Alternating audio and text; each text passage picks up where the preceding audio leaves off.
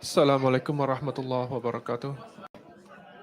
Innal hamdalillah nahmaduhu wa nasta'inuhu wa nastaghfiruh wa na'udzu billahi min sururi anfusina wa min sayyiati a'malina may yahdihillahu fala mudhillalah wa may yudhlil fala hadiyalah.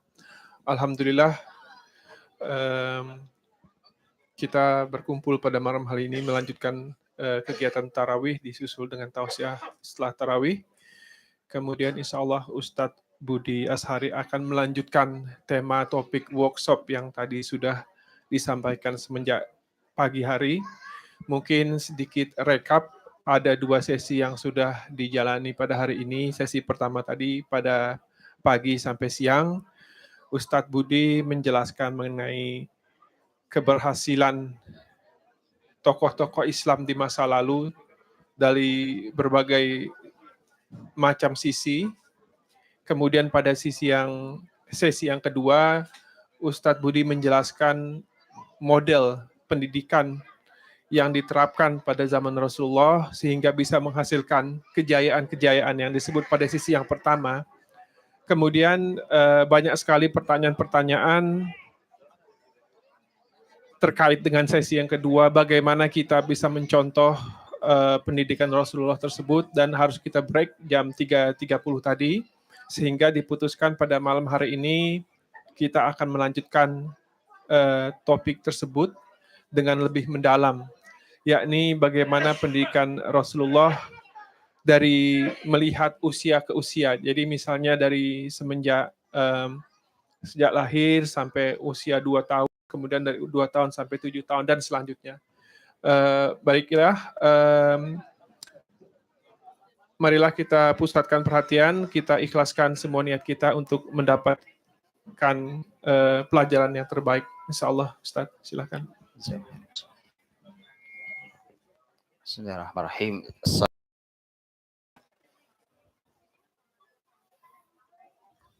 Alhamdulillahilladzi arsala rasulahu bil huda wa dinil haqq liyudhhirahu 'ala ad-dini kullihi wa kafa billahi shahida. Asyhadu an la ilaha illallah wahdahu la syarika lah wa asyhadu anna Muhammadan abduhu wa rasuluh. Allahumma salli wa sallim wa barik ala nabiyyina wa imamina wa qudwatina wa murabbina Muhammadin sallallahu alaihi wasallam wa ala alihi wa ashabihi wa man tabi'ahu bi ihsanin ila yaumiddin. Subhanaka la hakim. Amma ba'd. Saya mati Allah Subhanahu wa taala. Tsumma alhamdulillah kita bisa dipertemukan Allah Subhanahu wa taala kembali untuk niat baik kita, dan tadi sudah seharian kita mencoba memasuki, walaupun masih cukup global karena memang temanya sangat besar, tentang tema pendidikan, bagaimana Islam mendidik generasinya, dan saya mulai dari hasil bagaimana dahulu produk peradaban yang dihadirkan oleh muslimin, sampai kemudian kita mencoba melihat bagaimana sesungguhnya muslimin dahulu menyiapkan generasinya. Titip pesan buat tidak semua hadir. Nanti Ibu saya ambilkan yang belakang untuk kita bicara memasuki poin yang barusan disampaikan tentang bagaimana fase perkembangan anak itu di dalam Islam. Saya dirahmati Allah SWT, di dalam salah satu ceramahnya, dan ini seorang ahli pendidikan Islam, ya, sudah meninggal, Syekh Muhammad Qutub rahimahullah ta'ala. Beliau ahli pendidikan Islam dahulu, terakhir di Ummul Qura, Mekah. Beliau juga punya buku-buku tentang pendidikan Islam dan pemikiran Islam. Salah satunya buku yang luar biasa adalah Manhaj At-Tarbiyah Al-Islamiyah, konsep pendidikan Islam. Dan di salah satu ceramahnya ketika beliau bicara tentang semua ilmu yang paling dirusak oleh Zionis ada 2. Ilmu ini kan macam-macam, banyak sekali ilmu ini. Tapi yang paling dirusak oleh Zionis ada 2. 1, ilmu pendidikan. 2, ilmu psikologi. dua ilmu itu yang paling dirusak oleh Zionis. Mengapa? Karena dua ilmu ini hasilnya manusia. Dan ini unsur paling penting di peradaban manusia, yaitu manusia itu sendiri. Pendidikan menghasilkan anak didik, psikologi akan bicara tentang jiwa manusia. Jadi bagaimana dia bisa disetir oleh Zionis, maka kemudian dengan masuk ke wilayah itulah maka kemudian mereka bisa menyetir dunia hari ini. Kekhawatiran Zionis kalau teman-teman ke Palestina itu bukan hanya ketika anak-anak memegang batu melempari mereka, apalagi mereka menerbangkan layang-layang untuk membakar kebun-kebun mereka. Jadi anak Gaza itu main layang-layang saja itu isinya senjata, Pak. Menerbangkan layang-layang, itu isinya senjata itu. Bukan hanya ketika mereka menembakkan roket, yang paling mereka takuti adalah sekolah-sekolah Islam di Palestina. Itu yang paling ditakuti, makanya mereka sangat ketat menerapkan kurikulumnya. Buku kurikulum yang dipakai di sekolah di Palestina itu dikontrol ketat oleh Kementerian Pendidikan di Israel. Ada seorang guru yang menunjukkan bahwa contoh, jadi buku yang dibuat kurikulumnya oleh muslimin itu harus dimasukkan dulu ke Kementerian Pendidikan Israel. Dari situ kemudian dikeluarkan lagi, kemudian dibandingkan oleh sang guru, dibuka persis seperti tidak ada yang berubah. Halaman persis, tidak ada yang berubah sepertinya. Tapi kalau lebih jeli ada yang berubah. Belum tahu apa yang diubah. Yang diubah adalah tidak boleh ada identitas Muslim di situ dan tidak boleh ada kesan bahwa Israel yang disetel di TV di perbatasan. Umpamanya itu masuk umpamanya dari Jordan, gitu ya. Masuk di perbatasan Allenby.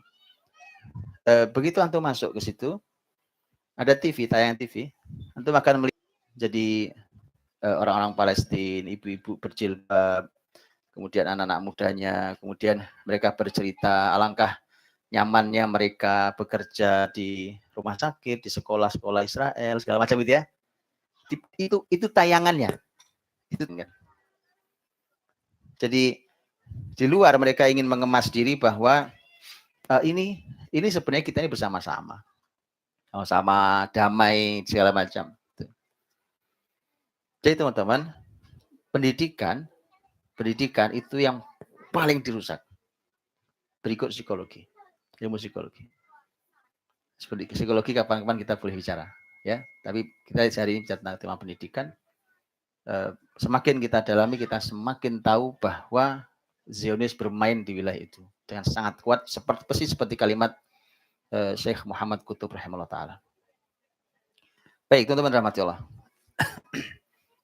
Saya ingin memulai dari yang tadi kita mulai. Saya tadi di buntut terakhirnya saya menyampaikan tentang 3 ayat, kemudian 1 hadis Nabi SAW. 3 ayat, ini saya ringkaskan saja untuk yang hari ini yang hadir. 3 ayat itu adalah merupakan konsep pendidikan dalam Islam, dan Islam itu karakternya mudah, sederhana, tidak rumit teori-teorinya. Allah SWT berfirman di Al-Baqarah 129, Al-Jumu'ah ayat 2, kemudian Al-Baqarah 151, 3 ayat. Yang di Al-Baqarah 129 adalah doa Ibrahim alaihissalam. Ibrahim berdoa, Rabbana wa ba'athihim rasulam minhum yatlu alaihim ayatika wa yu'allimuhumul kitaba wa hikmah wa yuzakkihim innaka antal azizul hakim. Doa Ibrahim, ya Allah Rabb, utuslah seorang rasul di antara mereka ini. Waktu di Mekah, Nabi dia di Mekah, nanti di Mekah ini utuslah seorang rasul yang tugasnya adalah membacakan ayat-ayatmu, kemudian mengajarkan ilmu Alkitab, mengajarkan ilmu Al-Hikmah, dan mensucikan jiwa mereka. Sungguhnya engkau maha aziz lagi maha hakim. itu doa Ibrahim, Al-Baqarah 129. Al-Jumu'ah ayat 2 adalah jawaban Allah terhadap doa Ibrahim. Allah jawab, betul Allah kirim seorang rasul, Allah utus seorang rasul di Mekah, yaitu Nabi Muhammad SAW. Allah berfirman, "Huwallazi ba'atsa fil ummiyina rasulam minhum yatlu 'alaihim ayatika wa yu'allimuhumul kitaba wal hikmata wa yuzakkihim wa yu'allimuhumul kitaba wal hikmah wa in kanu min qablu lafi dhalalin mubin." Dialah Allah yang telah mengutus di antara kalian seorang rasul di masyarakat ummi, masyarakat yang buta huruf, yang tugasnya adalah membacakan ayat-ayat Allah, mensucikan jiwa, mengajarkan ilmu al-hikmah, mengajarkan ilmu Alkitab, mengajarkan ilmu al-hikmah. Dan dulu mereka dalam kesesatan nyata. Itu yang Al-Jumu'ah ayat 2. Yang Al-Baqarah 151 Allah berfirman, "Kama arsalna fikum rasulam minkum yatlu 'alaikum ayatina wa yuzakkikum wa yu'allimukumul kitaba wal hikmata wa yu'allimukum ma lam takunu ta'lamun." Sebagaimana Allah telah mengutus seorang rasul di antara kalian, tugasnya membacakan kepada mereka ayat-ayat kami, mensucikan jiwa mereka, mengajarkan ilmu Alkitab, mengajarkan ilmu Al-Hikmah, dan mengajarkan ilmu apa saja yang belum mereka ketahui. Ya, ini ringkasannya saja. Ringkasannya adalah satu, konsep pendidikan hari ini salah satu kesalahannya adalah kesalahan dalam tujuan. Dan ini fatal, salah tujuan kok kesalahan fatal. Anda kalau naik pesawat salah tujuan gimana ceritanya gitu? Salah tujuan, ini fatal sekali. Karena tujuan, banyak orang menyekolahkan anak karena ingin anaknya pintar. Padahal Allah dalam Al-Jumu'ah ayat 2, tujuannya adalah wa in kanu min qablu la fi dhalalim mubin. Yaitu untuk mengeluarkan anak didik, mengeluarkan anak kita yang kita didik ini dari kesesatan yang nyata.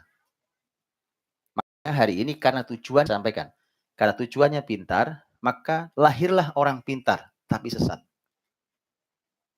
Belum keluar dari kesesatan nyata. Jadi jahiliyahnya zaman Nabi SAW dahulu, yang itu secara sistem dikawal kejahiliahan itu oleh sistem Persia dan sistem Romawi, maka yang terjadi adalah menghilangkannya. Dan ternyata menghilangkannya dengan konsep 4 tadi itu, yang disebutkan itu. Kalau dibandingkan dengan doa Ibrahim, yang terjadi hanya menggeser satu kata, yaitu mensucikan jiwa digeser. Mensucikan jiwa digeser dari nomor 4 digeser ke nomor 2. Gitu ya. Dan itu tepat. Itu tepat sekali. Kenapa? Yang tadi belum saya sampaikan, ini saya sampaikan sekarang. Itu ayat 2. Nanti pelajari ayat-ayat setelahnya. Ada bunyi ayat yang kita akan tahu mengapa. Ini salah satu alasan. Mengapa yang mensucikan jiwa, yang oleh doa Ibrahim, diletakkan nomor 4.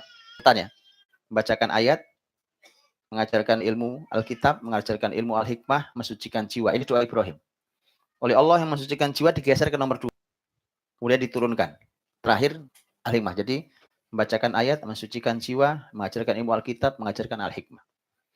Ini urutan yang benar yang Allah sampaikan. Kenapa? Nanti lihat ayat-ayat setelahnya. Allah berfirman tentang orang-orang yang masalul ladzina hummilut taurata tsumma lam yahmiluha kamatsalil himari yahmilu asfar. Perumpamaan orang-orang yang Allah berikan Taurat. Jadi orang-orang Bani Israel ahli ilmu dulu. Ahli ilmu, Pak. Mereka punya Taurat kitab suci. Kayak Quran kitab suci. Mereka diberi Taurat, tapi Taurat itu fungsi di kehidupan mereka.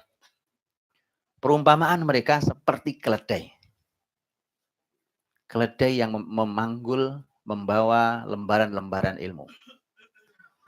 Sebelum bicara tentang maknanya apa, teman-teman, masyarakat Arab itu menganggap binatang yang paling hina itu bukan anjing, tetapi tidak hina. Orang Arab menganggap binatang yang hina, kemudian bodoh, yang dia adalah lambang al-balada. Al-balada itu dungu. Ada aljahnya, begitu diajari bisa pintar dia, berubah. Tapi kalau balada itu sudah diajari tetap dungu, tetap bodoh. Itu adalah perlambang dari keledai. Oke, bayangkan teman-teman, lihat sekarang. Orang Bani Israel diberi Allah kitab suci, itu mestinya dia memimpin bumi di posisi yang paling tinggi, orang-orang kayak begini. Karena mereka megang kitab suci. Karena yang megang kitab suci itu mesti ada di posisi paling tinggi harusnya. Karena Rasul Muhammad SAW menyampaikan, kana Banu Israel yasusuhum anbiya'uhum. Orang-orang Banu Israel itu yang memimpin secara kepemimpinan itu adalah, maka kepemimpinan itu di tangan mereka yang memegang ilmu Alkitab. Tetapi bukannya mereka menjadi yang paling tinggi, malah mereka jatuhnya sudah sampai hilang kemanusiaannya jadi binatang. Binatangnya pun binatang yang paling hina. Lihat jatuhnya ya, supaya tahu jatuhnya ahli ilmu. Kalau ngerti Alkitab, tapi Alkitab itu malah buat mainan tuh. Dan Alkitab itu malah tidak berfungsi di kehidupan, jatuh seperti itu. Baik, itulah mengapa urutan tadi itu, urutannya adalah membacakan ayat Allah, mensucikan jiwa, baru belajar ilmu Alkitab. Kemudian baru belajar ilmu Al-Hikmah, ini As-Sunnah. Karena kalau belum disucikan, ditaruh di belakang seperti doa Ibrahim, nomor 4 mensucikan itu. Dinaikkannya ilmu Alkitab, ilmu Al-Hikmah baru mensucikan. Resikonya adalah bisa jadi dia ahli dalam tema ilmu Alkitab, tetapi tidak suci. Ketika tidak suci, yang terjadi adalah dia seperti keledai. Apalagi sudah tidak suci, nggak belajar Alkitab, nggak belajar As-Sunnah. Maka saya sering bilang, itu wisuda itu sebenarnya mewisuda para keledai. Saya sering bilang, keledai 1 naik panggung di wisuda. Selamat wisuda, keledai 1. Keledai 2 naik. Gimana tidak? Ini kebalik saja masalah. Nah, ini tidak semua. Ilmu Alkitab enggak, ilmu As-Sunnah tidak, tentang kesucian jiwa tidak, membacakan ayat Allah juga enggak. Yang lahir pasti keledai. Tahu ya? Ini luar biasa pendidikan. Ini diingatkan Allah Subhanahu wa taala di surat Al-Jumu'ah itu. Oke? Jadi rendah sekali, hina sekali. Itu akan sampai di level al-baladah, kebodohan yang tidak bisa disembuhkan nanti. Baik, maka kesesatan nyata itu dikeluarkannya dengan cara ini. Tadi sudah saya jelaskan kalau ayat Al-Jumu'ah ayat 2 digabung dengan surat Al-Baqarah 151. Al-Baqarah 151 sama 4 ini. Membacakan ayat Allah, mensucikan jiwa, mengajarkan ilmu Alkitab, mengajarkan ilmu Al-Hikmah, ditambah satu lagi, 4+1, yaitu mengajarkan ilmu apa saja yang belum mereka ketahui. Nah, itulah urutan, itu nomor 5. Jadi nomor 5 terakhir ini. Bacakan ayat Allah. Membaca itu include di dalamnya menghafal. Karena yatlu tilawah itu include di dalamnya. Jadi kalau nanya, di mana Pak perintahnya menghafal Quran di Quran? Itu membaca itu menghafal. Dan membaca kan tidak menghafal. Membaca itu menghafal. Betul apa enggak? Hah? Antum kalau membaca gimana caranya? Belum baca Quran, pegang mushaf atau buka Quran di sini, antum baca, betul? Itu kan zaman Anda sekarang hari ini. Zaman Nabi ada mushaf. Zaman Nabi ada mushaf? Enggak ada. Enggak ada mushaf. Enggak ada mushaf zaman Nabi. Baru ada mushaf nanti mulai disusun sangat rapi zaman Utsman, jauh sekali. Utsman tuh baru naik jadi pemimpin tahun 23 Hijriah. Jauh sekali. Itu pun mushaf itu dibuat hanya 6 eksemplar. Ada yang mengatakan cuma 5 bahkan. Seluruh dunia Islam cuma 5 biji. 5 biji. Satu diletakkan di Madinah, di ibu kota. Nanti satu diletakkan di kota-kota besar itu. Di Kufah, di Basra. Satu kota satu. Cuma satu. Tapi mereka manusia Qur'ani. Hari ini Masya Allah bersama kita berapa Quran. Sekali jalan tuh kita ada bisa 3, 4, 5 mushaf dalam diri kita. Di sini di aplikasi ada 1. Handphonenya ada 2 aplikasinya. Pegang mushaf kecil, kantongin juga 3. Ada tab, di tab juga ada 4. Ya, kalau dia bawa laptop, di laptopnya juga ada 5. Masya Allah, Quran, mushaf bersama kita, tapi kita bukan masyarakat Qurani.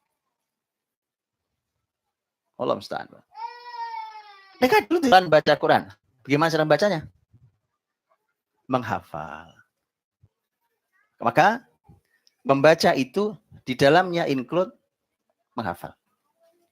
Ya, membaca Al-Quran, mensucikan jiwa, mengajarkan ilmu Alkitab, mengajarkan ilmu As-Sunnah, dan yang kelima, plus satunya adalah Mengajarkan ilmu apa saja. Ini urutannya. Saya sudah sampaikan tadi bahwa masalah di kita adalah kita ini menjejali anak-anak kita dengan ilmu apa saja. Padahal itu nomor 5. Kita jejali ilmu apa saja. Ya belum siap lah. Masih, jadi kita ini lompatnya ketinggian. Kalau Anda mau coba lompat, pengen coba lompat, silahkan lompati tangga itu. 1, 2, 3, 4, 5, loncat langsung 5. Set. Coba, boleh coba? Kalau keseleo saya nggak tanggung jawab. Jadi hari ini terjadi generasi keseleo. Ini salah tulang semua hari ini generasi. Itu gara-gara kita lompat, Pak. Bisa dipahami? Oke.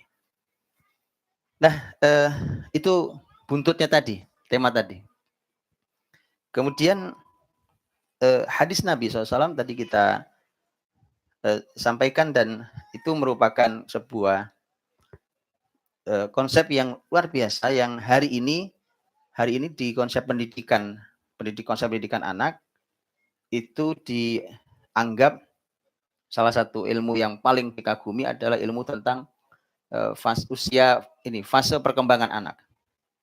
Ya, dan hari ini kita akan coba melihatnya bagaimana Islam memandang hal itu, karena hari ini dianggap bahwa itu ilmu paling luar biasa. Lihatlah, Islam punya fase usia yang Allah gambarkan dalam Quran dan hadis Nabi SAW. Ini urutannya supaya kita tahu. Baik, teman-teman rahmati Allah. Urutan orang dalam tema sampai punya keturunan, selalu para ahli ilmu memulai dari memilih pasangan. Pilih pasangan. Dan tema milih pasangan itu diingatkan betul. Takhayyaru linutafikum. Fa'innal irqa dassas. Pilihlah kemana kau semainya nutfahmu. Pilihlah kemana kau semainya spermamu. Fa'innal irqa dassas. Karena irq itu nasab, keturunan. Gen. Itu dassas. Dia punya pijakan yang dalam di dalam diri seseorang. Pijakannya dalam sekali. Ini ilmu penting sekali juga. Teman-teman, ilmu nasab itu Masya Allah, ilmu penting sekali. Itu ilmu yang mudah sekali, dan dengan itu Anda bisa menganalisa siapapun dengan sangat mudah. Apalagi anak sendiri. Anak ini punya kecenderungan apa, punya bakat apa, arahnya kemana, itu mudah sekali dengan satu ilmu ini. Yaitu ilmu nasab. Tahu ilmu nasab? Itulah mengapa dulu orang seperti Abu Bakar As-Siddiq radhiyallahu anhu itu sangat dihormati oleh masyarakatnya, diantaranya karena dia punya ilmu nasab. Sehingga dia mendapatkan gelar An-Nasab, ahli nasab. Dan itu diturunkan ilmunya pada putrinya, yaitu Aisyah radhiyallahu anha. Sehingga Aisyah pun mendapatkan sebutan An-Nasabah, pakar nasab wanita. Apa pentingnya menasab itu? Karena orang, teman-teman, ini mudah, nanti antum boleh setelah ini silakan dicek. Cek. Rasul Shallallahu Alaihi Wasallam ketika menyampaikan tentang wanita yang dinikahi, tunkahul mar'atu li arba, li jamaliha wa maliha wa nasabiha wa diniha fadfar bidatin taribat yadak. Wanita dinikahi karena 4 hal. 1, karena cantiknya, karena hartanya, karena nasabnya, dan karena agamanya. Maka carilah yang punya agama, kalian akan beruntung. Ya, kalau dapat 4-4-nya, maka ini surga sebelum surga. Oh gitu ya. Ini kalau dapat antum 4-4-nya surga. Tapi kalau tidak, maka cari yang punya agama saja. Ada ilmu nasab di sana. Kenapa nasab begitu penting? Jadi jangan diremehkan nasab itu. Bukan berarti nanti orang yang nggak jelas nasabnya kemudian tidak berkesempatan untuk jadi baik. Bukan. Saya cuma ingin katakan bahwa yang nasabnya jelas itu ilmu besar sendiri. Di dalam riwayat lain bunyinya bukan nasab, tapi lihasabiha. Pakai ha. Kalau nasab pakai nun. Nasab ini hasab. Apa bedanya? Dia mirip tapi beda. Nasab itu adalah kita ini anak siapa? Saya Budi Azhari bin ayah saya. Ayah saya bin kakek saya. Kita terus gitu atas. Itu adalah nasab. Nasab saya. Kalau hasab adalah apa karya besar nasab saya.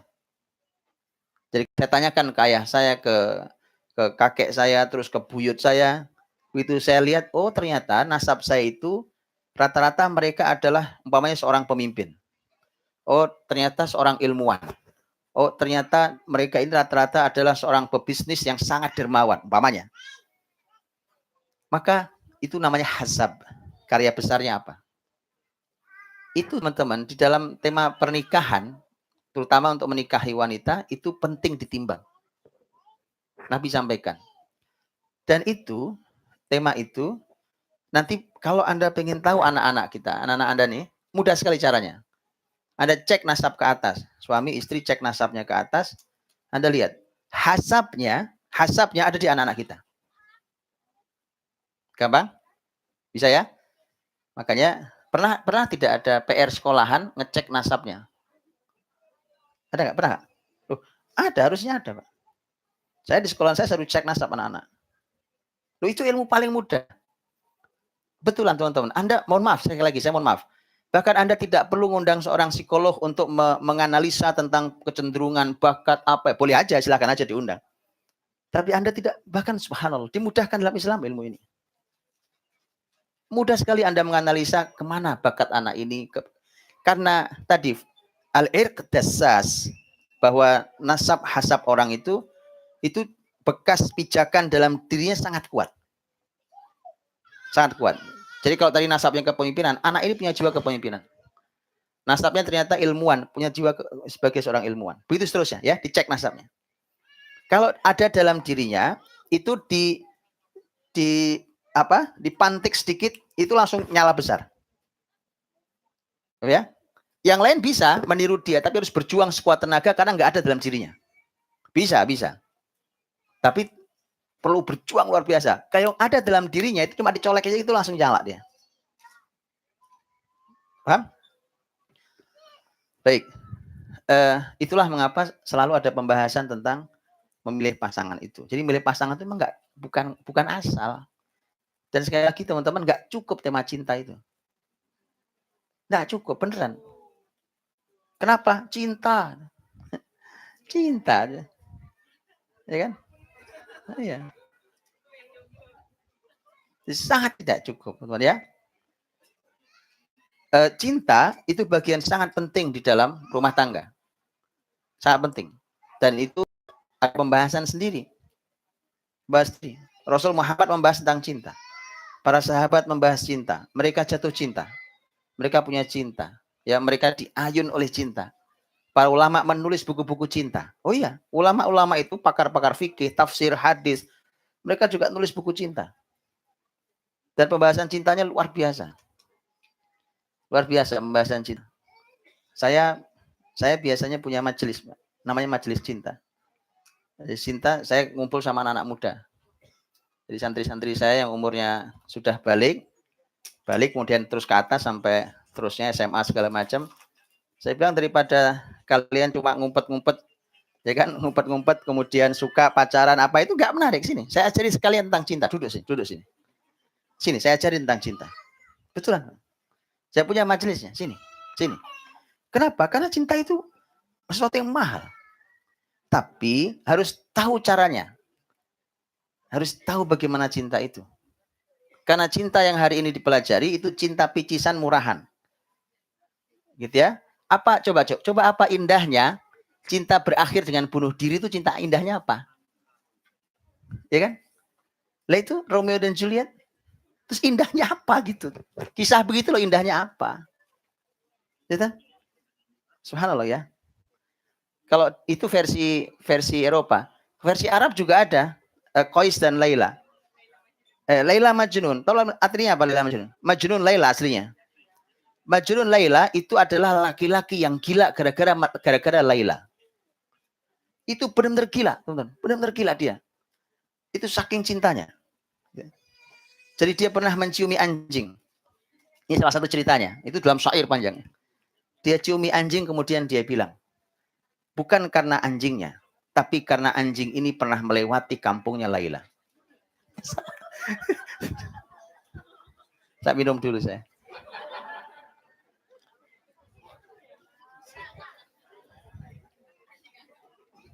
Ya.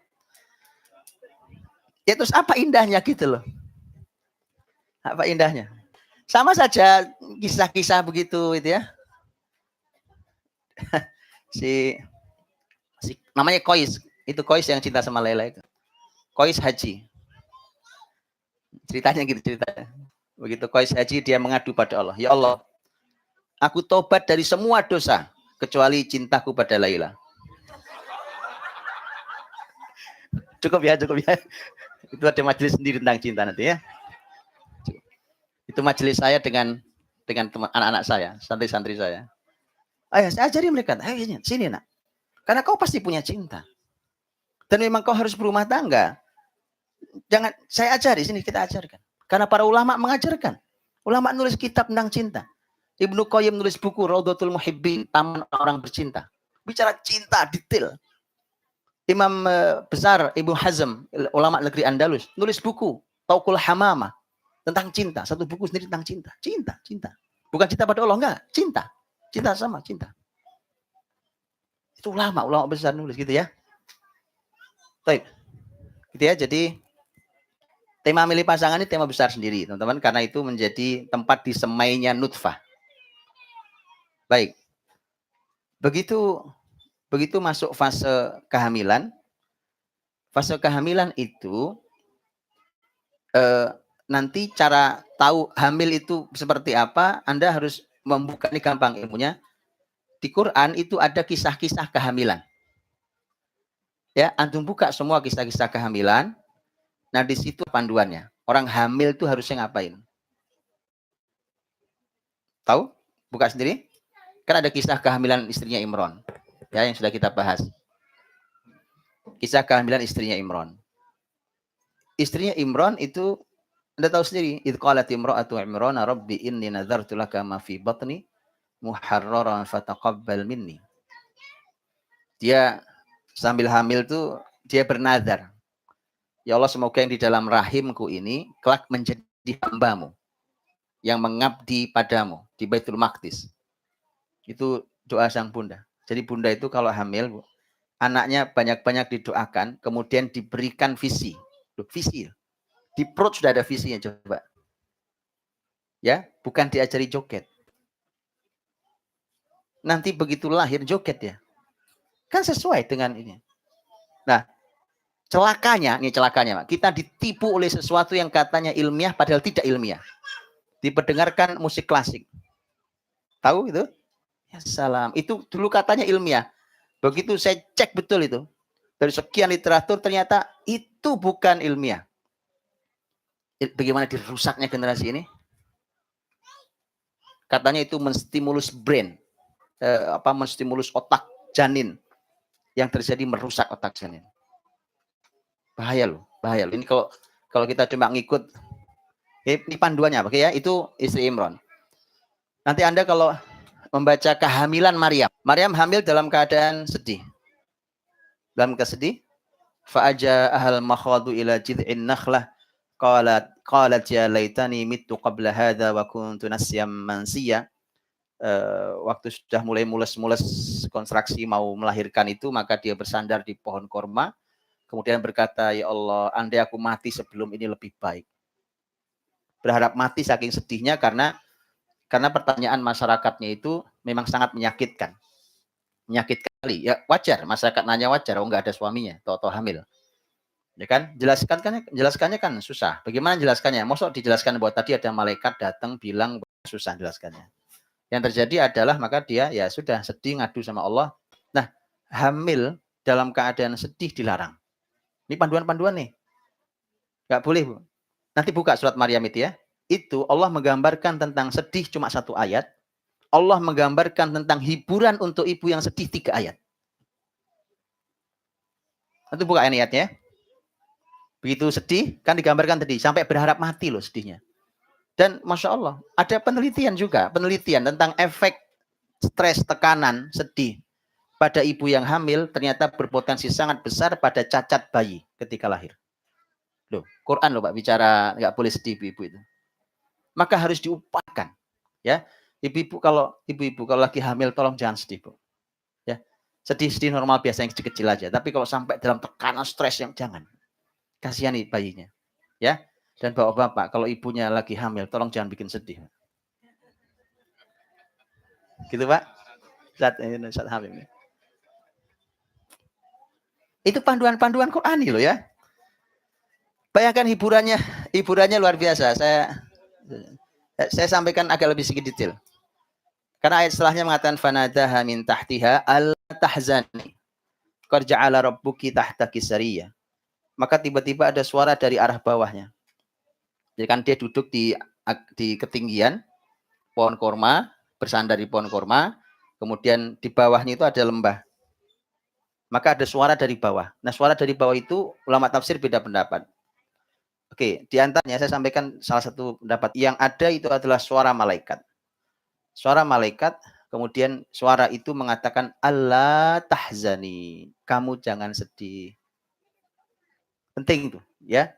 Penting dikirimkan, bahkan lihat bayangkan sampai Allah. Siapa Maryam? Maryam manusia biasa. Manusia biasa, wanita dari sebagaimana wanita yang lain, tapi karena dia hamba Allah yang mulia.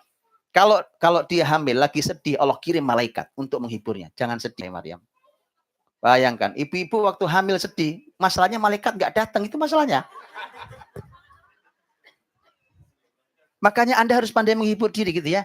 Dan tolong teman-temannya mampu menghiburnya. Sampaikan Allah tahzani, jangan sedih, jangan sedih. Ya. Kalimat jangan sedih itu tidak cukup dengan kalimat. Orang sedih itu kadang-kadang, kalimat itu penting tetap. Jangan sedih ya, yang sabar ya, itu penting. Tapi tidak cukup begitu. Harus ada actionnya untuk menghilangkan kesedihan. Qad ja'ala rabbuki tahtaki sariyah.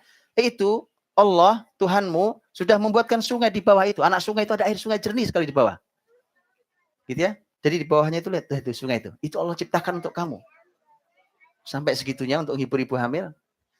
Jadi ada hubungan sangat erat antara air yang mengalir gemericik dengan kebahagiaan. Oh, itu perlu penelitian lagi. Betul itu?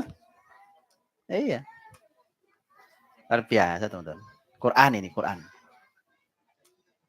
Ya. Jadi manusia itu diciptakan dari air.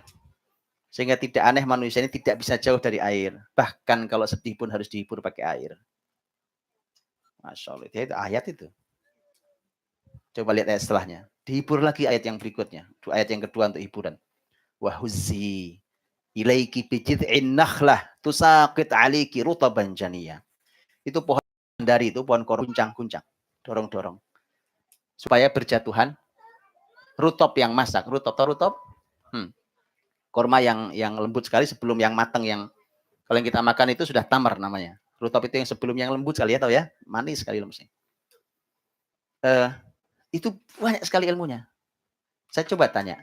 Coba saya cek. Lihat ya. Ibu hamil lagi mules.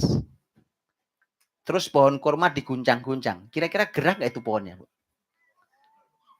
Kebayang nggak? Bagaimana rutop mau jatuh? Wong goyang aja enggak pohonnya. Itulah mengapa para ulama selalu mengatakan begini, teman-teman. Para ulama mengatakan selalu menggunakan ayat ini untuk bab ikhtiar. Manusia itu tugas cuma berusaha. Biar Allah yang menjatuhkan kormanya. Gitu loh. Anda tugasnya berusaha kok, bukan menentukan. Tugasmu itu bukan menentukan. Sudah, jangan orang tidak boleh putus asa. Tugasmu apa? Berusaha. Dah, berusaha. Orang lagi mules, suruh goncang pohon korma. Enggak gerak lah. Tapi itu yang bisa dilakukan. Lakukan itu. Nah, begitu dilakukan itu, Allah kasih jaminan. Tusaqit aliki rutaban janiyah. Berjatuhan itu rutop itu. Ya. Nah, jadi tadi kan ibu sedih kan? Disuruh guncang pohon korma. Ibu tahu cara guncang pohon korma?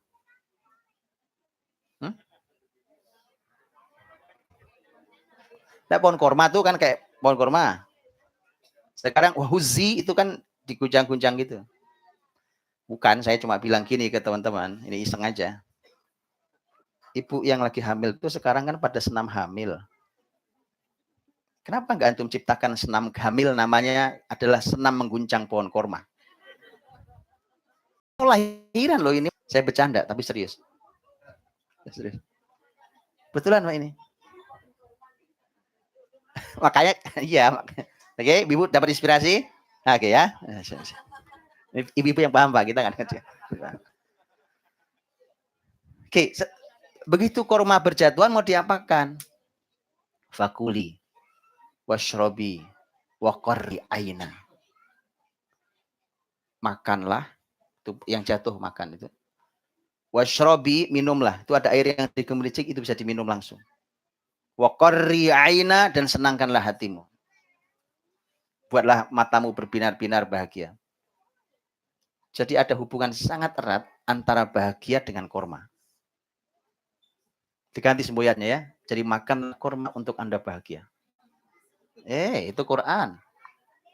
Rutop, hubungan sangat erat antara makan rutop dengan bahagia.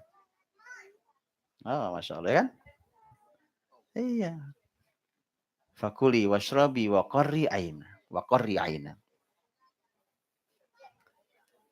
Dan kemudian Allah sampaikan setelahnya, kalau nanti ada orang nanya lagi, kan pada nanya tuh, ini bapaknya siapa? Bapaknya siapa? Itu kan sumber kesedihannya itu. Maka Allah menyampaikan, kalau ada yang nanya-nanya terus gitu, katakan, faquli inni nadartul lirrahmani sauma falan ukallimal yauma insiya. Nanti kamu jawab saja, saya puasa bicara, ya kan? Saya nggak mau bicara dengan kalian. Artinya jauhi sumber kesedihannya. Karena yang membuat dia sedih adalah pertanyaan-pertanyaan orang. Paham ya? Coba antum lihat, itu wanita sedih sampai Allah yang mendesain cara menghiburnya. Begitu pentingnya dan pelajaran betapa ibu hamil tidak boleh sedih. Paham ya? Itu panduan ibu hamil tuh. Masih ada lagi yang lain, nanti cari lagi yang lain. Umpamanya hamilnya istrinya Ibrahim alaihissalam, yaitu Sarah. Sarah dapat kabar gembira, kemudian nanti lahir itu, walaupun tidak panjang kisahnya. Ya, nanti dicek. Kemudian nanti ada ayat tentang kehamilan dalam Quran. Indah sekali loh ini, ya kan? Luar biasa. Ya, itu tema kehamilan. Ada pembahasan sendiri tema kehamilan. Paham ya? Oke. Lahir. Itu lahir, Masya Allah. Lahir itu. Kelahiran itu oleh Quran disebut hamil dan kelahiran itu disebut oleh Quran dengan dua kata. Yang pertama adalah wahnan, ala wahnin. Yang kedua adalah hamalat hukurha wa wadu'at hukurha. Yang pertama adalah ibu yang hamil sampai melahirkan itu lemah, terus bertambah lemah. Makin hari makin lemah, makin lemah, makin lemah, makin lemah. Kalau yang kedua adalah yang kedua adalah hamil dalam keadaan susah payah. Melahirkan pun susah payah. Memang itu perjuangannya. Itulah perjuangan wanita itu. Itu kenapa Allah hargai syahid bagi yang meninggal saat melahirkan. Karena itu perjuangan luar biasa. Ya. Baik, dan itu melahirkan. Makanya begitu besarnya Allah berikan bukan cuma syahid. Penghargaan yang Allah berikan bukan cuma syahid. Yang Allah berikan adalah sampai nanti kalau ibu lihat, pokoknya di surat Al-Ahqaf 15 yang kita bahas. Di sana ada pembahasan tentang hamalathu ummuhu kurha wa wada'athu kurha wa hamluhu wa fisaluhu 30 syahra. Ada hamil, ada melahirkan, ada menyusui sampai sapihan 2 tahun. Oke, 3 nih. Hamil, melahirkan, menyusui. Ini ayat Al-Ahqaf 15 itu adalah konteks birrul walidain. Bakti pada orang tua. Orang tua akan mendapatkan bahagia anak-anaknya kelak menjadi anak yang sangat berbakti. Padahal ayatnya itu menarik. Wasainal insana biwalidayhi ihsana. Allah merintahkan kalian berbuat baik kepada kedua orang tua kalian. Kedua orang tua berarti kan bapak sama ibu. Tapi begitu bicara tentang bapak ibu, ayat itu tidak nyebut bapak sama sekali. Jadi bapak harus ridho, Pak. Walaupun ada berjibaku, bekerja dari pagi sampai ketemu pagi, nggak disebut di ayat itu. Dan itu yang disebut adalah ibu-ibu 3 tadi itu. Hamil, melahirkan, menyusui. Dan akhirnya para ulama mengatakan bahwa mengapa ibu itu 3 kali di atas ayah. Sejak di hadapan anaknya. Untuk tahu ya? Ummuka, kemudian baru abuka. 3 kali itu. Karena wanita punya 3 kelebihan yang tidak dipunyai laki-laki. Hamil, melahirkan, menyusui. Maka jangan pernah meremehkan, Jangan pernah menganggap rendah tentang 3 amal sangat mulia ini. Karena ini adalah tiket. Kalau Anda jalankan dengan baik, insya Allah, Allah akan berikan bagi Anda anak-anak yang kelak berbakti pada Anda di usia tuanya. Jangan diremehkan ini. Hamil mulia, melahirkan mulia, menyusui mulia. Ya. Jadi memang cara kita berpikir kita balikkan lagi memang. Kita kembalikan. Makanya teman-teman, ini kita suka menghina tuh. Kalimat orang tua dulu itu Masya Allah, saya bilang beberapa kalimat mereka luar biasa. Di Indonesia dikenal dengan istilah sumur, dapur, kasur. Itu dihina oleh wanita hari ini, oleh peradaban hari ini, itu dianggap itu kuno. Bagaimana kuno? Bagaimana kuno? Itu panduan dahsyat disederhanakan oleh bahasa nenek moyang kita. Oke, sumur, urusan sumur, cuci baju lah apa, dapur, kasur. Dan itu Islam sekali. Jadi kalau Anda punya anak perempuan, teman-teman, Anda harus tahu apa yang harus diajarkan. Sekolah sampai profesor nggak apa-apa, nggak ada urusan. Itu sekolah aja, nggak ada masalah. Tapi mereka harus tahu di mana tugas utamanya. Ya, oke. Apa tadi itu? Melahirkan. Begitu melahirkan, menyusui. Allah berfirman di surat Al-Baqarah 233. Wal walidatu yurdi'na auladahunna haulaini kamilaini liman arada ayyutimma ar-radha'ah wa 'alal mauludi lahu rizquhun wa kiswatuhunna bil ma'ruf. Para ibu menyusui anak-anak mereka 2 tahun sempurna. Bagi siapapun yang menginginkan kesempurnaan susuan. Ya, adapun bagi mereka yang dianugerahi anak, itu bagi ayahnya, maka harus memberikan rizki dengan cara baik dan memberikan pakaian dengan cara baik. Jadi kita urek ayat ini, Pak. Karena kalau kita baca terjemahannya begitu, kita dapat tapi kurang dalam. Pertama adalah wal walidatu yurdi'na auladat. Kata yurdi'na, menyusui. Para ibu menyusui 2 tahun sempurna. Ya. Sebelum kata yurdi'na, kata 2 tahun. 15 abad lalu Quran sudah mengatakan penyusuan itu 2 tahun sempurna. 2 tahun. Ya, kurang dari itu tidak sempurna, lebih dari itu tidak sempurna. Oh ya, hari ini dua-duanya sudah dilakukan penelitiannya. Dua-duanya, kurang dan lebih sudah dilakukan penelitiannya. Semua penelitiannya, PBB, melalui lembaga-lembaga PBB, dari mulai lembaga kesehatan sampai lembaga anaknya, mengakui bahwa menyusui yang sempurna 2 tahun. Quran bicara 15 abad lalu, nggak perlu PBB. Betulan, Pak? Jadi jangan menunggu orang kafir untuk menguatkan kita. Kita punya Quran. Ya. Nah, kemudian yurdi'na. Yurdi'na menyusui. Menyusui itu menggunakan fi'il mudhari dalam bahasa Arab di situ. Yurdi'na itu fi'il mudhari. Fi'il mudhari itu kata kerja. Kata kerja bentuk sekarang dan yang akan datang. Jadi digabung. Jadi bentuk sekarang dan yang akan datang. Itu menggunakan fi'il mudhari. Itu artinya aktivitas menyusui terus-menerus. Dan ini hari ini pun yang diserukan oleh lembaga anak-anak dunia bahwa menyusui 2 tahun itu sudah cukup dianggap menyusui ketika menyusui itu diganti dengan kata ASI. Air susu ibu. Padahal air susu ibu tidak sama dengan kata yurdi'na. ASI sama menyusui beda. Betul? Betul, Bu? Hah? Kok susah banget kan? Betul kan? Iya kan? Bedanya apa? Hah? Bedanya apa? Susu hasilnya. Terus menyusui prosesnya. Betul. Karena kalau Anda menyusui, dan ini konsep hari ini cuma level itu, rendah levelnya. Quran maunya bukan itu. Jadi kita anggap sudah sama, Pak. Sekarang pun menyusui 2 tahun. Iya, tapi hari ini itu. Kalau ibunya sibuk, diperes susunya, diletakkan di kulkas, nanti dihangatkan. Kemudian dikasih bayi. Itu sudah cukup untuk ilmu hari ini. Quran tidak mau itu. Quran maunya fi'il mudhari. Kata kerja bentuk sekarang dan terus-menerus akan datang. Kata kerjanya, menyusuinya, bukan cuma asinya. Proses menyusuinya. Mengapa? Karena teman-teman, menyusui itu bukan hanya memasukkan nutrisi pada anak. Di menyusui itu ada interaksi ibu dan anak. Dan demi Allah, kalau ibu kehilangan usia 2 tahun menyusui itu, kok tidak dimanfaatkan dengan baik, demi Allah itu usia emas yang tidak akan pernah kembali untuk ibu. Usia itu spesial untuk ibu, bahkan bapak aja enggak. Enggak punya. Bapak enggak punya usia sampai 2 tahun, bapak enggak punya, Pak. Kalau sampai itu hilang, Anda akan menyesal karena itu tidak pernah kembali. Setelah itu Anda tidak pernah punya spesial itu.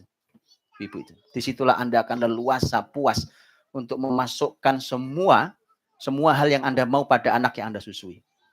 Tatapan mata Anda, senyuman Anda, belayan lembut tangan Anda, bicara Anda, ya salam. Itu nggak ada duanya. Nggak ada yang mengintervensi Anda siapapun itu. Ya kan? Nyesel tuh, Bu? Nyesel. Makanya kalau sudah nyesel, memang kalau ngaji sama saya biasanya nyesel. Begitu nyesel, saya udah bilang, ayo buka pabrik lagi. Supaya yang kemarin salah, kita ulangi lagi. Dengan cara yang lebih benar. Kan gitu kan? Namanya ilmu kan untuk diamalkan. Ya gitu ya. Betul ya? Gelandang kiri saya semangat banget bilang betul.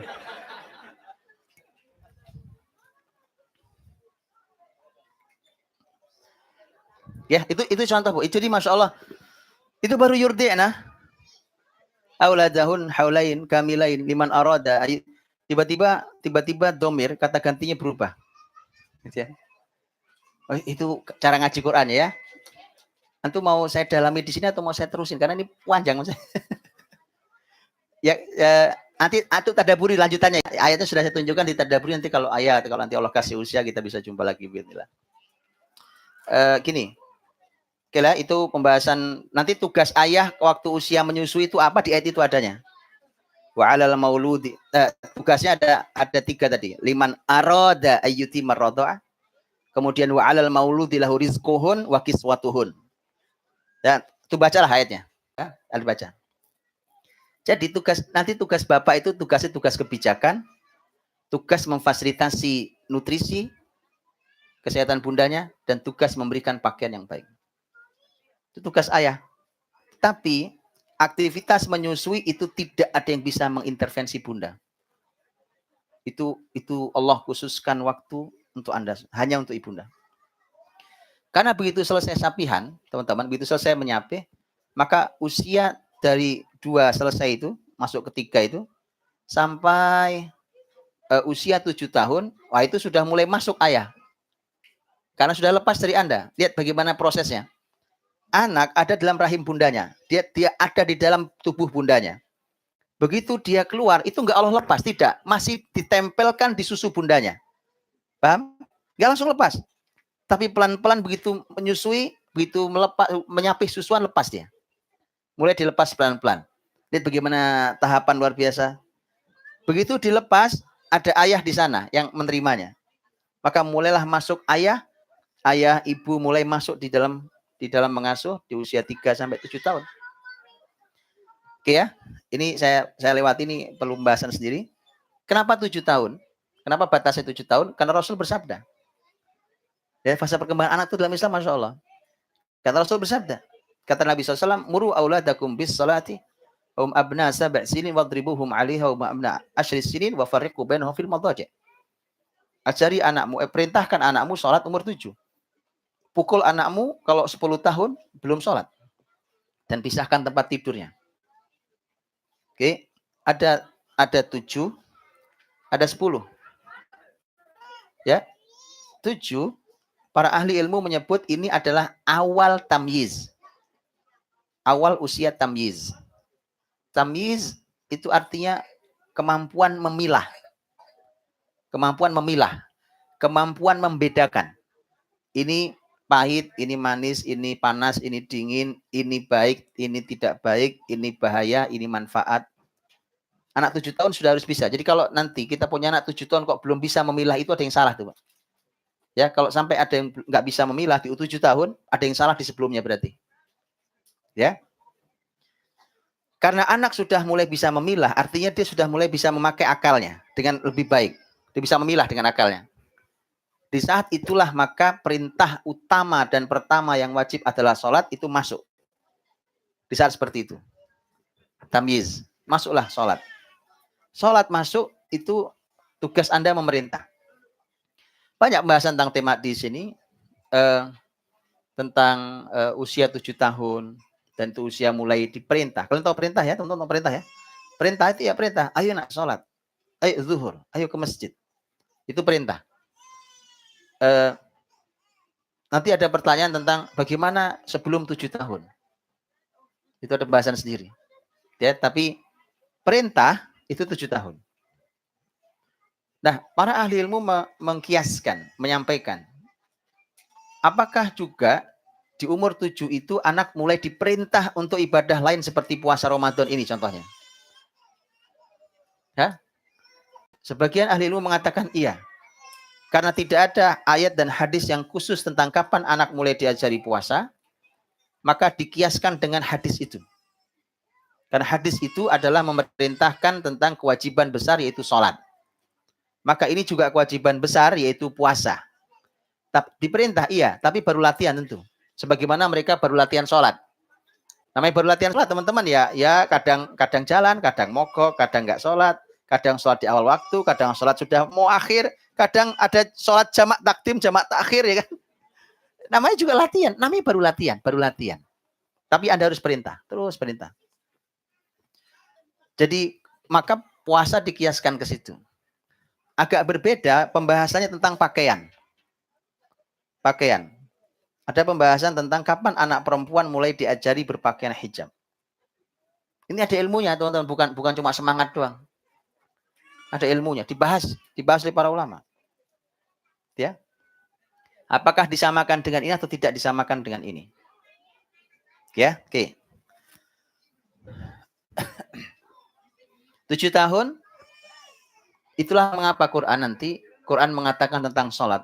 Quran mengatakan, wa'mur ahlaka bis salati wastabir 'alaiha. Perintahkan keluargamu sholat dan bersabarlah atas hal itu. Jadi nyuruh anak sholat itu, Bapak Ibu, itu harus sangat sabar. Sabarnya tidak sabar biasa. Bukan wasbir. Wasbir itu dan bersabarlah. Dalam bahasa Arab, wasbir itu dan bersabarlah. Quran tidak mau wasbir. Maunya wastabir. Kemasukan huruf to. Kalau wasbir itu wawu, alif, sod, ba, ro. Wasbir. Artinya dan bersabarlah. Tapi Quran memasukkan huruf to di dalamnya untuk masalah perintah sholat bagi keluarga. Jadi wastabir. Para ahli ilmu mengatakan ini dalam bahasa Arab. Karena dalam kaidah bahasa Arab itu kullama zadal mabna zadal ma'na. Kalau ada huruf ada ketambahan satu saja huruf, maka akan ketambahan juga maknanya. Itu bahasa Arab. Jadi wasbir dengan wastabir artinya sama-sama sabar. Tapi yang wastabir Allah menginginkan kesabarannya berlipat-lipat. Makanya jangan heran kalau anak disuruh sholat susah. Karena memang Quran sudah bilang itu. Jadi mohon yang sabar, berlipat ganda kesabarannya. Wastabir 'alaiha. Ya, itu anak-anak. Bayangkan kesabaran coba dihitung. 7 tahun mulai diperintah sholat. Kita jagain betul sampai evaluasi besar tentang sholat 10 tahun. Itu evaluasi. Kalau puasa kita masukkan sama. 7 tahun kita mulai ajar, kita perintahkan. 10 tahun evaluasi besarnya. Jadi teman-teman, ibadah wajib itu sangat terlambat kalau mereka sudah menjelang balik baru kita ajari. Terlambat sekali, apalagi sudah balik baru belajar. Itu telat sekali. Oke. 7 tahun mulai. Bayangkan, 7 sampai 10. Berapa tahun? Ya, 3 tahun paling tidak. 3 tahun, itu 3 tahun, kali berapa hari dalam setahun, kali 5 waktu. Antum harus punya kesabaran seperti itu. Yang laki-laki dituntuni ke masjid tiap sholat 5 waktu. Ayo nak ke masjid. Tiap hari. Wastabir 'alaiha. Yang sabar. Nah, maka susah banget keluarga kalau bapak-bapaknya nggak ke masjid. Anaknya mau gimana terusan gitu loh. Ya. Iya, Pak. Karena dengan bolak-balik ke masjid itu ada banyak sekali nilai yang didapat.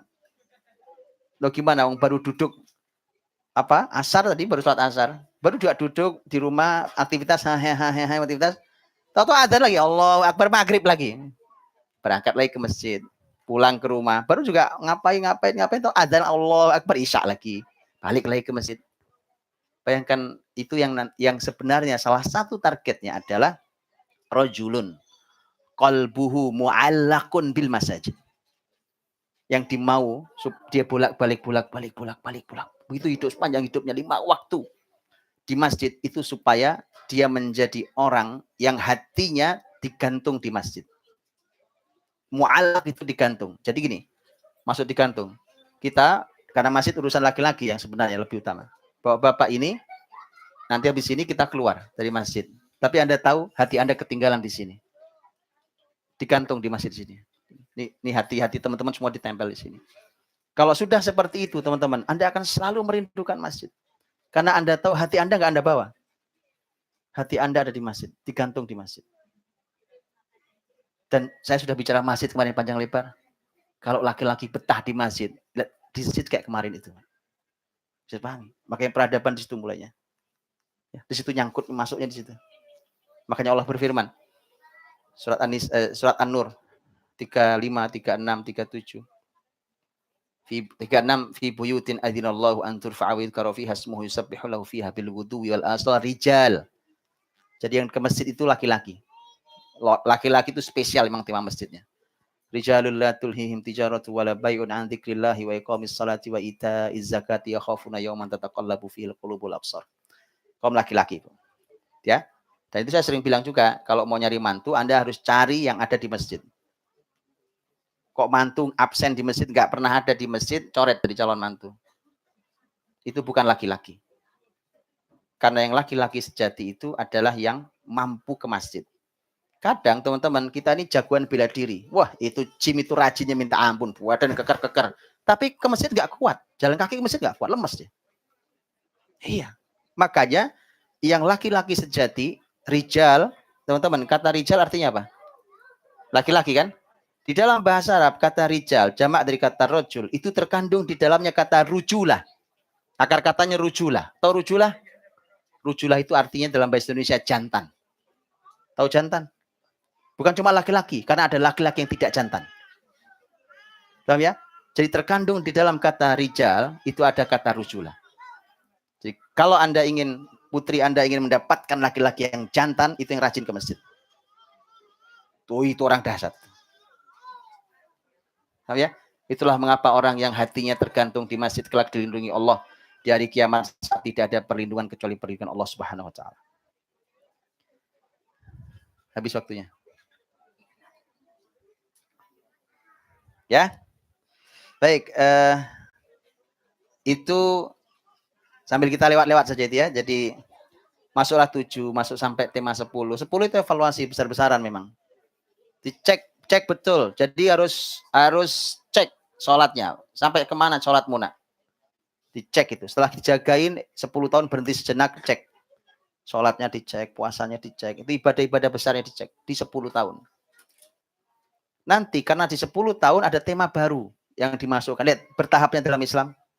Nggak bisa semua ditiban di depan itu. Fafarriqu bainahum fil madhaji. Pisahkan tempat tidurnya. Itu pembahasan panjang lagi. Itu pembahasan panjang lagi. Tentang wafarriqu bainahum fil madhaji. Pisahkan tempat tidur itu. Ini kalau laki dan perempuan, ya. Tema ini tema laki dan perempuan. Kalau Anda punya anak, laki dan perempuan, kalau salah satu dari mereka 10 tahun harus pisah tempat tidurnya. Gitu ya. Dan ini pembahasannya panjang sendiri karena ini ada nilai yang sangat besar. Nilai sangat besar dalam Islam. Ya.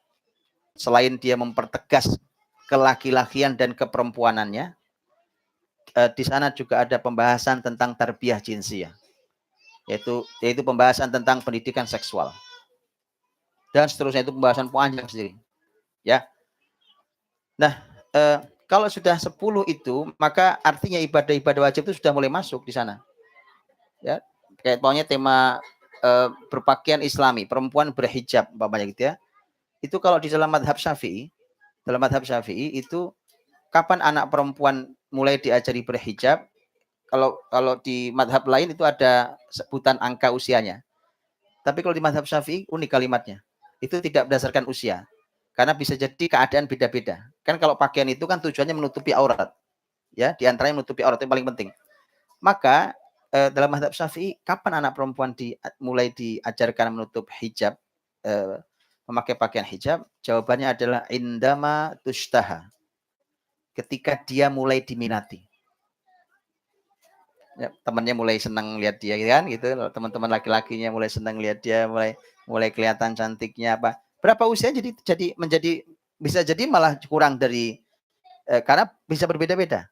Betul? Dan itu semua latihannya itu. Latihan itu semua itu menuju satu titik besar. Ini pemberhentian besar.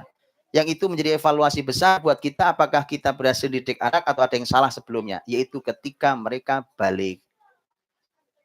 Ketika mereka usia balik, maka ini harus terevaluasi semuanya. Maka semua ini sudah Allah siapkan sampai umur 10. 10 itu rata-rata belum balik. Bahkan sampai hari pun belum balik. Itu hikmah luar biasa.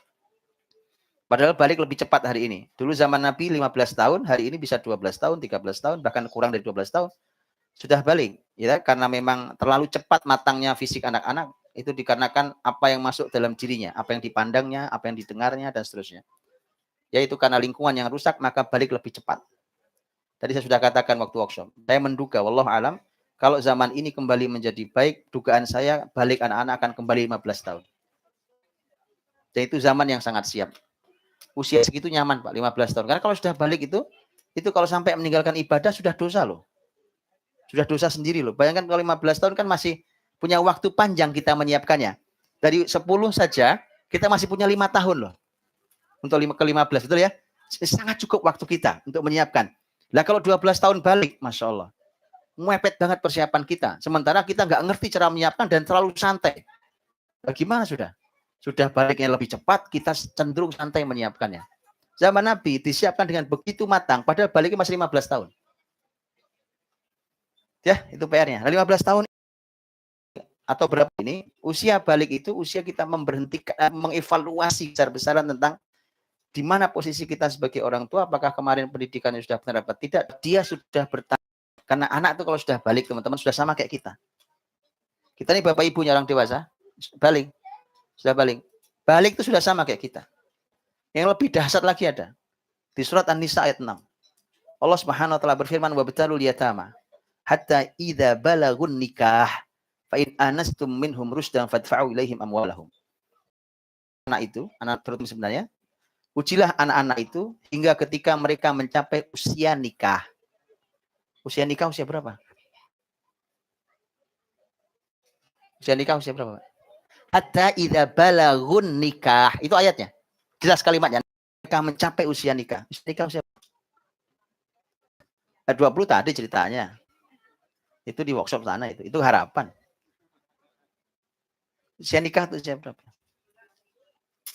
25 udah telat banget, saya pengen 20. Di bawah 20. Serius. Lihat ajaibnya Quran, teman-teman. Bukalah nanti terjemahan. Ada yang pegang Quran? Coba buka terjemahan. Baca sekarang. Saya tunjukkan. Ini ajaib banget. An-Nisa ayat 6. An-Nisa ayat 6. Baca Bu, terjemahannya Bu. Surat 4 ayat 6.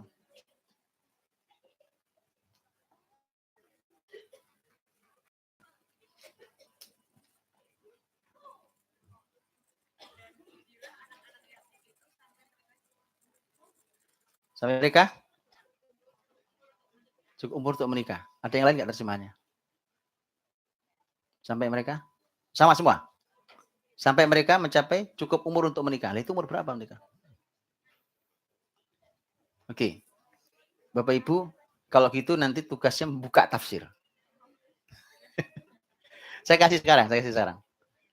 Anda akan heran begitu Anda buka tafsir. Kalau sudah balik, mestinya sudah siap nikah.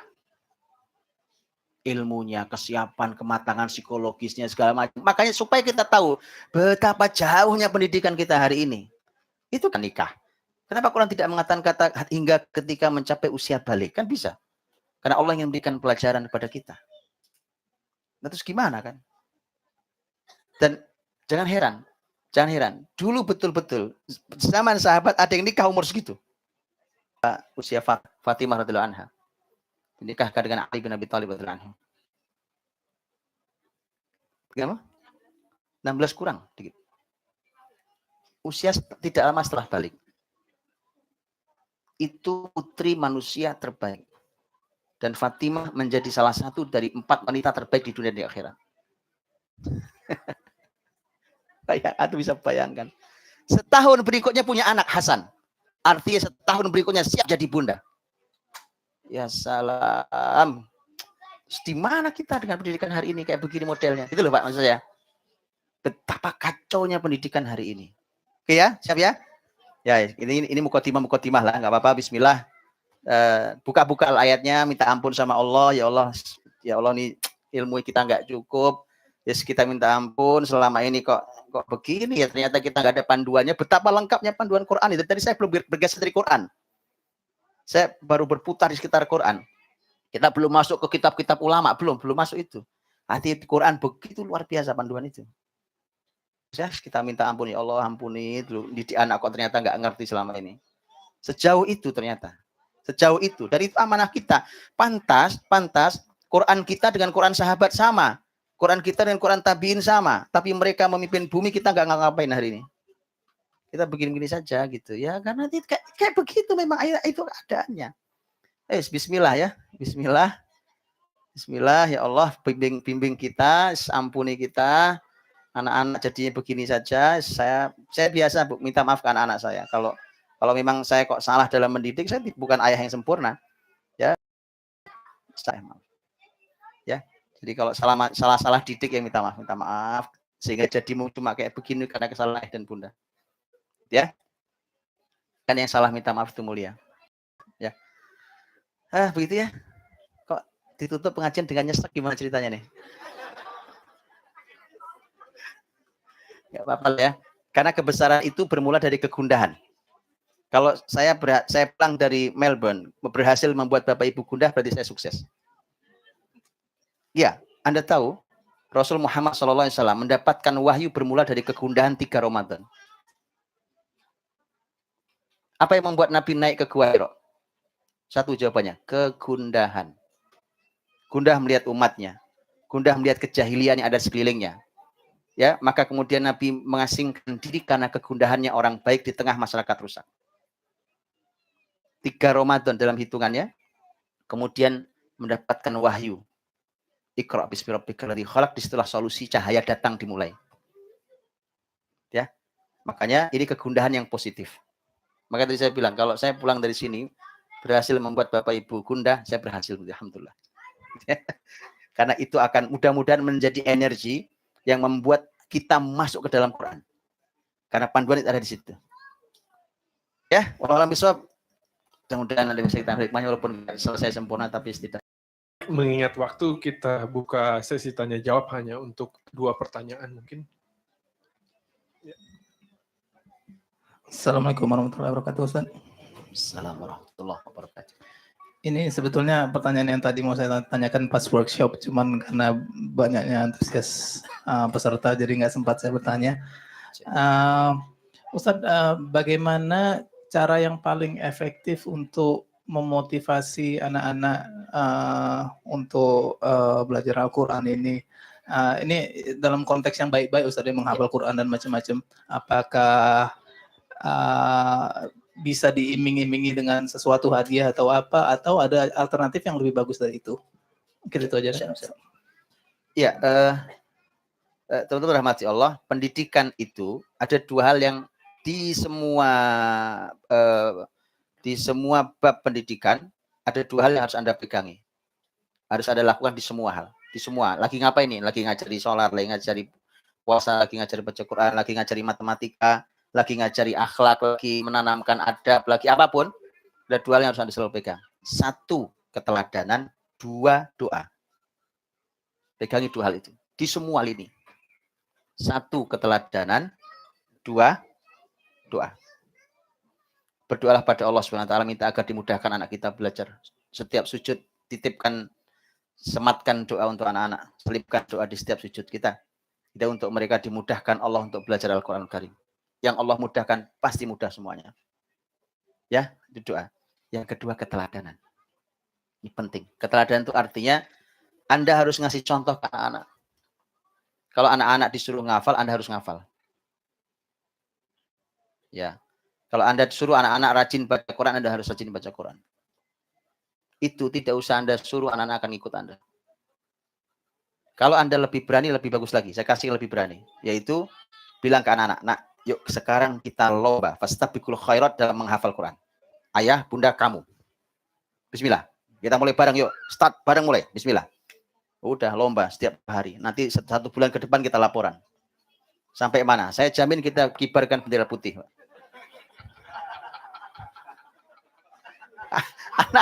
Anak-anak kan Masya Allah kan anak-anak gitu. Gak apa-apa. Tapi itu memacu anak-anak dan memicu anak-anak. Dan istabiqul khairat itu berlomba dalam kebaikan. Masya Allah, betulan. Itu keteladanan. Saya kalau sudah 2 itu, nah masuk baru poin berikutnya. Pertanyaannya adalah apakah boleh diiming-imingi untuk anak-anak? Boleh. Boleh. Untuk anak-anak boleh. Ya, tapi ada catatannya. Perhatikan catatannya. Diiming-iming umpamanya gini, ayo nak, kalau nanti kau bisa store 1 juz, maka akan ayah atau bunda berikan ini. Kalau kau bisa 10 juz, diberikan ini. Kalau kau bisa 30 juz, berikan ini. Boleh, sangat boleh. Tapi ada catatan penting. Ya, catatannya, simpel saja. Setiap Anda memberikan hadiahnya, ketika anak berhasil, tolong kasih kalimat ini. Lihat kalimat ini, tolong dikasih. Karena bahaya. Kalau ini ada bahayanya kalau selalu anak bergerak gara-gara iming-iming duniawi, itu bahaya. Karena nanti semua yang dilakukannya karena faktor duniawi dan itu tidak ikhlas namanya. Kan gitu kan? Makanya ini boleh tapi pakai catatan.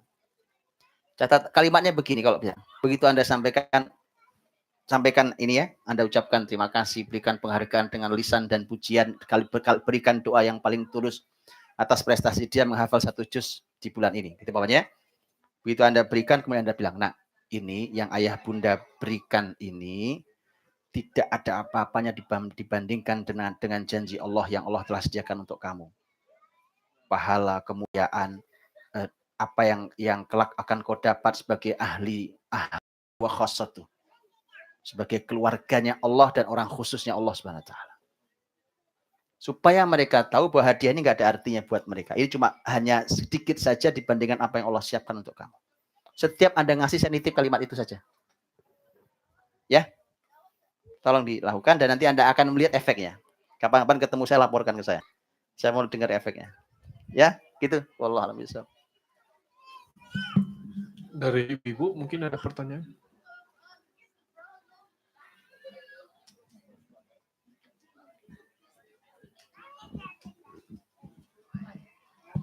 Ya, terima kasih Ustadz Baik. atas paparannya. Tadi saya penasaran. Jadi bagaimana Rasul itu menyiapkan para putri-putrinya untuk menjadi seorang ibu? Terima kasih. Iya. Bahasanya panjang lagi nih. Iya. Nggak apa-apa ya, kan kita juga tidak mungkin merengkuh sekali ke jalan ya, nggak apa. Pertanyaan ini menarik. Bagaimana dulu Rasul, para sahabat menyiapkan anak-anak mereka,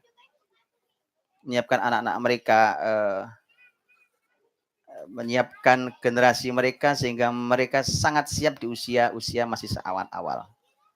Ya. Jadi nanti mohon juga ditarget, tapi targetnya juga perlu tahapan ya. Mungkin anak 1, anak kedua makin hari makin baik. Dari anak 1 ke anak 2, anak ketiga harus makin baik gitu ya targetnya. Bertahap, tapi memang seperti yang tadi saya ceritakan di workshop tentang usia 20 tahun umpamanya, itu kalaupun tidak langsung mencapai itu, paling enggak ada tahapan menuju ke situ. Maka harus disiapkan betul semuanya. Fatimah radhiyallahu anha sangat bersyukur punya ayah adalah Rasul Muhammad SAW dan punya bunda adalah Khadijah radhiyallahu anha. Sangat bersyukur untuk itu. ibunya Khadijah radhiyallahu anha itu wanita yang telah menyita seluruh cintanya Nabi SAW. Walau dia berbeda dengan cinta Nabi dengan Aisyah radhiyallahu anha. Khadijah radhiyallahu anha, ungkapan cinta Nabi pada Khadijah adalah ruziqtu hubbaha. Aku mendapatkan rizki cintanya. Jadi anugerah besar cinta aja. Cintanya Khadijah buat Nabi, Nabi mencintai Khadijah itu sebuah rizki. Bahasa Nabi itu rizki, betul buat saya. Makanya ketika Khadijah meninggal, Rasul tidak mampu menahan dirinya untuk menyebut Khadijah. Itu pasti membuat istri lain marah lah. Aisyah marah istrinya. Sudah meninggal, Khadijah bahkan dimakamkan 500 kilo dari Madinah. Di kota Mekah sana kan. Tapi jarak itu tidak bisa memisahkan hati Nabi dari Khadijah. Itu. Sehebat apa Khadijah, supaya nanti turunnya Fatimah, pelajari tentang Khadijah. Kuncinya di Khadijah. Kita nggak punya waktu ya. Kuncinya di Khadijah. Tentu sang ayah, Rasul Nabi SAW mau jelas. Nabi itu, kalau yang Khadijah, ibu-ibu mudah belajarnya. Kalau Nabi saya sebutkan sekarang. Nanti artinya Khadijah radhiyallahu anha itu bunda yang luar biasa, sehingga fokusnya Khadijah di dalam rumahnya mendidik putra-putrinya. Putra-putranya meninggal kecil-kecil, putri-putrinya sampai menikah semuanya. Dan putri-putrinya semuanya istimewa. Fatimah radhiyallahu anha yang paling istimewa. Dan Fatimah radhiyallahu anha disebut sebagai satu dari 4 wanita terbaik di muka bumi. Ya, di dunia dan di akhirat. Dan ada Fatimah, ada Khadijah, ada Asia istrinya Fir'aun, dan ada Maryam putri Imran. Nah, pelajari Khadijah, kita akan tahu bagaimana hasilnya, yaitu Fatimah radhiyallahu anha. Rasul SAW itu memperlakukan putri-putrinya dengan sangat baik, sangat lembut. Disebutkan bahwa ketika ini yang bercerita bahkan Aisyah radhiyallahu anha. Ketika Rasul sedang bersama Aisyah, kemudian tiba-tiba Fatimah datang, putrinya, dan sudah menikah dengan Ali. Sudah menikah padahal. Bukan lagi anak kecil, sudah menikah, bahkan sudah punya anak. Itu kalau datang, Masya Allah, Nabi berdiri, Nabi sambut putrinya dengan kalimat yang sangat baik. Nabi peluk putrinya. Itu sudah menikah loh. Nabi peluk putrinya, dan Nabi persilahkan duduk di tempat yang dimuliakan. Itu perlakuan Nabi pada putrinya. Ya, jadi Anda tahu bagaimana nyamannya putri-putri Nabi, sehingga mereka tumbuh dengan sangat nyaman. Ya, itu kunci besar ya. Nanti detailnya ya kapan-kapan ya. Itu kunci-kuncinya. Saya cuma ngasih kunci memang. Saya ninggal banyak kunci di 10 hari ini. Nanti kuncinya tolong dipakai, jangan ditaruh aja, dipakai, dibuka, isinya ada apa ya. Antum buka. Saya ngasih kunci banyak banget, kunci saya tinggal di sini. Kapan-kapan saya ambil lagi kuncinya. Gitu ya. Nanti buka, cari buku-buku tentang Khadijah radhiyallahu anha. Ada banyak buku tentang Khadijah insyaallah. Wallahu a'lam bishawab. Lagi? Satu lagi silakan. Assalamualaikum. Waalaikumsalam warahmatullahi wabarakatuh. Tadi saya kebetulan sedang hamil ya, dan mendengar cerita tentang Alhamdulillah. Semoga Allah jaga. Amin. Tadi kan salah satu tidak boleh sedih ya. Tidak boleh sedih. Iya. Dan saya dalam persiapan melahirkan itu justru banyak introspeksi. Dan introspeksi itu menghasilkan gundah tadi. Jadi apakah introspeksi yang gundah tadi adalah positif atau gimana sebaiknya? Gundah itu setidaknya ada 2 jenis. Gundah yang positif dan yang negatif. Gundah yang negatif itu kita diajari untuk berlindung darinya. Allahumma inni a'udzubika minal hammi wal huzni wal ajzi wal kasali wal bukhli wal jubni wa dhal'id daini wa ghalabati rijal. Ham itu kegundahan. Huzn itu kesedihan. Kita diminta berlindung. Kalau sampai itu, kalau kesedihan, kegundahan itu membuat kita berhenti, membuat kita jatuh, maka itu negatif. Anda harus berlindung dari itu. Tapi kegundahan Nabi SAW yang tadi saya ceritakan, bahkan ada buku, bagus banget, buku judulnya Humumud Da'iyah, kegundahan para da'i. Sampai ada buku itu, Humum ad-Da'iyah, kegundahan para da'i. Kegundahan itu kegundahan yang menggerakkan malahan. Jadi ini malah bahan bakar. Ini malah energi. Kegundahan yang menjadikan energi kita untuk bergerak makin positif, makin baik, makin ke depan, terus bergerak. Ya, itu positif. Gimana? Insya Allah baik. Tapi tolong hibur diri, disenangkan. Semoga Allah jaga, diberikan keturunan soleh-solehah insya Allah. Baik. Saya kayak satu lagi itu.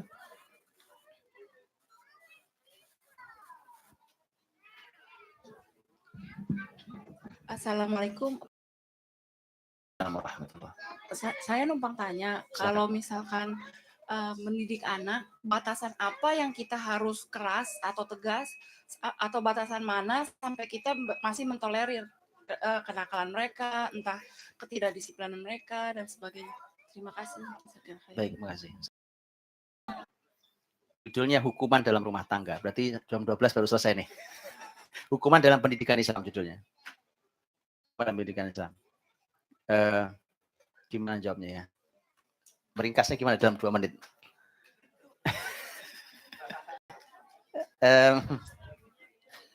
Ya memang tema pendidikan tidak mungkin dalam sehari 2 hari ya kan. Sudah bilang kemarin bahwa saya mencoba memberikan berbagai rasa, siapa tahu ada yang bisa dinikmati ya kan. Oke, begini, batas apa yang bisa kita tolerir untuk banyak kenakalan apa anak-anak? Gini teman-teman, pertama saya juga minta betul orang tua belajar ilmu dan supaya tidak salah dalam mendefinisikan kenakalan. Karena jangan-jangan bukan nakal. Gitu. Jangan-jangan bukan nakal. Jangan-jangan memang itu sudah benar. Anak-anak kecil-kecil, ya anak kecil-kecil, kita punya anak kecil-kecil, ya kan? Sekarang supaya anak-anak itu diam, sama orang tuanya dikasih gadget. Atau dikasih apa, duduk diam. Memang duduk manis, tapi ngerusak anak-anak.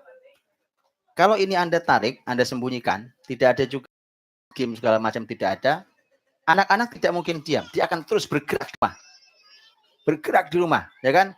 Dia yang atas taruh di bawah, yang bawah taruh di atas, yang ini ditengkurepin, ini dikembalikan, geser sono, geser sini, tarik sana, tarik sini, gumbrang, pecah, ya kan? Dan anak-anak, dia nulis di papan tulis, papan tulis cuma sampai segini, nggak cukup, panjang terus sampai ke sana. Itu anak-anak, dan itu yang benar. Itu yang benar. Ya, nggak apa-apa. Masih kecil-kecil, rumah penuh coretan, nggak apa-apa. Iya, itu kan berantakan, bukan berantakan. Indah sekali dia sedang menggambar masa depannya. Gitu, sampaikan itu. Boleh, Pak. Anda boleh ke rumah saya, Pak. Coretan dinding saya. Itu anak mereka berekspresi dengan dindingnya. Yang paling kecil sudah, sekarang mau 7 tahun, sudah bisa nulis dia. Sudah boleh nulis, sudah baca. Baru saya chat. Dia sudah nggak nyicil lagi. Datang ponakan-ponakan saya masih kecil-kecil lah, ini mulai lagi kan. Tapi nggak apa-apa, itu udah benar. Itu benar. Itu benar, Pak. Jadi bergeraknya anak di usia kecil itu menambah kecerdasan di usia besarnya. Itu riwayat loh. Itu bukan kalimat saya loh. Itu riwayat dalam hadis Nabi SAW. Bergerak, mereka aktif. Jadi anak duduk itu salah. Ya, jadi saya minta tolong didefinisikan. Jangan-jangan itu nanti dianggap nakal gitu ya. Itu bukan. Atau kadang-kadang mereka berulah yang kita membuat kita jengkel. Itu kadang-kadang juga bukan karena nakal. Kadang-kadang mereka hanya ingin mengekspresikan supaya dia diperhatikan. Kadang-kadang dia cuma minta perhatian ayahnya, perhatian bundanya. Kadang-kadang. Maka dia bertingkah. Kadang-kadang. Gitu ya. Kalau pelanggaran syariat, jelas salah. Ya. Umpamanya dia mukul kakaknya atau dia pukul, itu salah. Ya, umpamanya pukul mukanya apalagi nggak boleh.